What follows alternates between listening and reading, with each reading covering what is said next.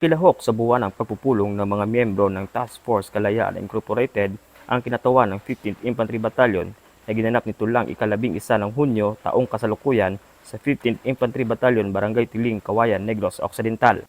Ang nasabing pagpupulong ay diniluhan ng mahigit 30 na pastor galing sa ika-6 na distrito ng Negros Occidental na naglalayon upang patatagin ang pundasyon ng pagsasamahan ng religious sector at ng iba't ibang denominasyon upang makatulong sa komunidad sa pagresolba ng anumang mga problema na kinakailangan ng kolektibang pagsama-sama upang matiyak na maganda ang maging bunga sa pamamagitan ng mapayapang pamamaraan. Binigyan diin sa usapin ang kontribusyon ng religious sector sa programa ng pamahalaan na labanan ang insurgensiya at itaguyod ang mga aktibidad sa pagpapalakas ng kapayapaan, lalo na ang pagpapalaganap ng totoong balita at impormasyon sa mga mamayan upang hindi sila malinlang. Ang aktibidad ay nagpapakita na hindi armas o gera ang tanging solusyon para makamit ang matagal nang hinahangad na kapayapaan, kundi isang tapat na pananalig sa tulong ng mga ministro ng Panginoon na magsilbing tulay para maabot ang gustong pangarap ng bawat isa sa atin. Task Force Kalayaan Incorporated